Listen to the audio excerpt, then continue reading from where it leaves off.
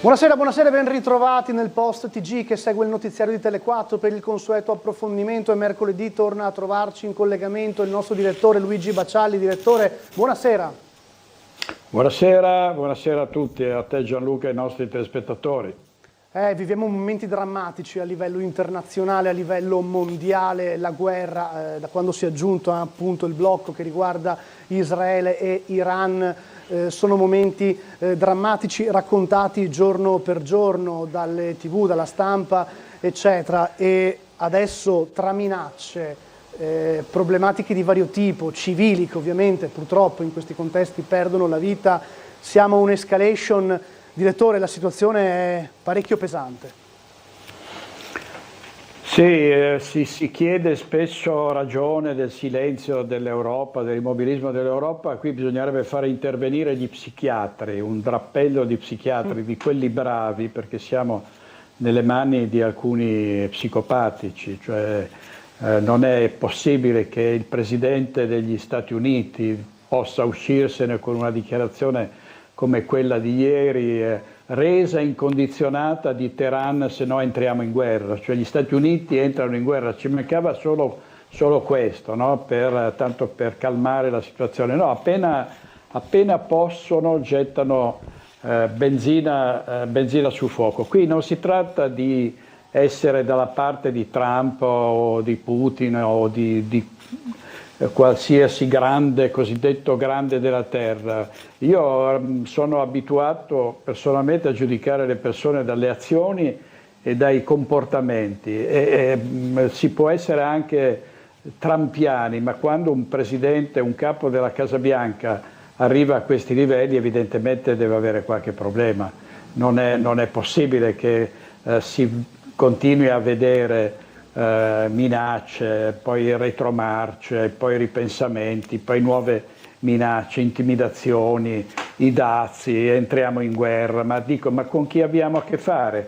Che rispetto hanno queste persone, questi uomini? Qual è il loro senso dello Stato? E soprattutto la considerazione della dignità delle persone di un intero pianeta a questo punto, perché qui si sta andando verso una deriva che sembrava lontana fino a qualche tempo fa, ma adesso davvero si rischia un conflitto nucleare o comunque un allargamento di questa catastrofe che potrebbe infiammare anche tutto il Medio Oriente con conseguenze inimmaginabili. Quindi davvero siamo in una situazione non solo difficile, ma direi drammatica e non so, io credo che solo un miracolo a questo punto può consentirci di intravedere, almeno si spera, fino all'ultimo, una parvenza di negoziato, di trattativa, di volontà di tornare alla pace, cosa che chiedono milioni di persone, a prescindere dalle follie e soprattutto nonostante le follie di questi uomini che sono Putin, che sono Trump, che sono Zelensky e che sono Netanyahu. Assolutamente, direttore, come ricordavi tu poc'anzi, anche tra l'altro anche la portavoce del Ministero degli Esteri della Russia ha detto siamo a un passo dal disastro, siamo veramente vicini all'esplosione. Khamenei, la guida suprema iraniana, che dice non ci arrenderemo mai, e risponde a Trump che aveva detto potrei attaccare o non attaccare. Quindi insomma la provocazione che viene raccolta anche dall'Iran, che poi c'è tutto il tema del piano nucleare, delle basi che sono sotterranee, molto difficili da raggiungere, quindi Israele non avrebbe davvero raggiunto quegli obiettivi.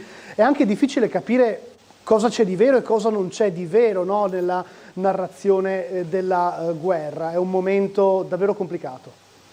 Sì, non c'è dubbio, poi sai, ci sono anche le fake news a peggiorare la situazione, però purtroppo le dichiarazioni che abbiamo sentito nei giorni scorsi sono autenticamente vere, purtroppo non sono confutabili e quindi è una fase tragica della nostra storia. Tra l'altro purtroppo coloro che hanno sperimentato sulla loro pelle la guerra, cioè i nostri nostri nonni, molti di loro non ci sono nemmeno più, quindi non possiamo neanche testimoniare quello che hanno vissuto e sentire le loro parole, perché purtroppo questa è siamo arrivati a un livello di indifferenza, anche di incoscienza e di assuefazione alle tragedie che fa veramente rabbrividire. Quindi purtroppo non ci sono neanche più gli anziani,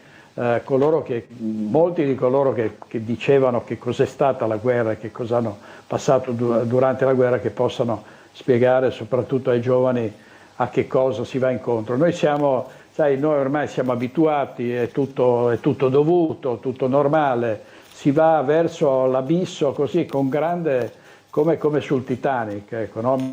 Mentre l'orchestra suona, ci scontreremo con un iceberg e affonderemo se le cose non cambieranno per qualche verso.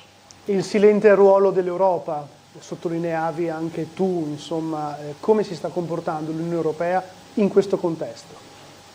Ma come questi continuano a fare trattative, a sorridersi, a fare questi incontri, anche l'ultimo G7, peraltro abbandonato da Trump, che ha mollato tutti e se n'è andato, e questi uomini e queste donne che litigano, che sono anche loro malati di protagonismo e che pensano solo al loro orticello e alla loro fetta di potere. Siamo nelle mani di questa gente, purtroppo, e anche noi siamo responsabili, perché non si può dire soltanto l'Europa, Putin. No, è un pianeta alla deriva. Mi diceva stamattina una biologa che può darsi che succede agli animali quando mancano le risorse, quando comincia a scarseggiare il cibo, poi si azzannano tra di loro. Forse sta avvenendo anche così con questa umanità.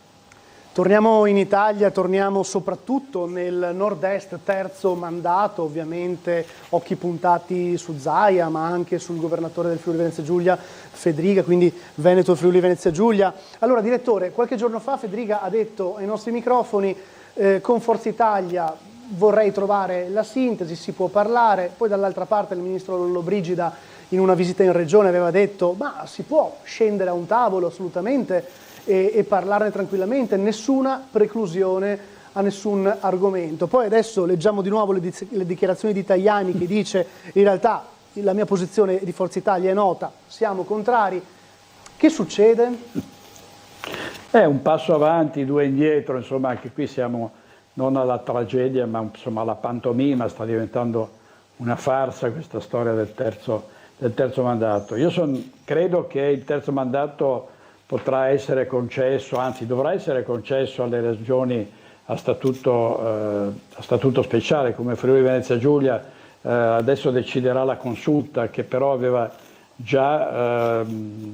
si era già pronunciata in questo senso con una precedente sentenza, e che almeno le regioni a statuto speciali, stando alla Costituzione, possono scegliersi il numero di mandati, e così quindi probabilmente a Fedriga sarà concesso di restare al suo posto di presidente della regione Friuli Venezia Giulia. Non così con le regioni a statuto ordinario, a meno che non passi questo emendamento che vuole la Lega ma che non vuole Forza Italia. Antonio Tajani ieri è stato molto categorico a riguardo, quindi si stanno scontrando, e gli elettori hanno la sensazione appunto che stiano pensando soltanto alle loro poltrone e non al bene comune, non agli interessi dei cittadini, ai loro interessi di bottega. Questo è il risultato di uno scontro che dovrebbe vedere la fine a un certo punto.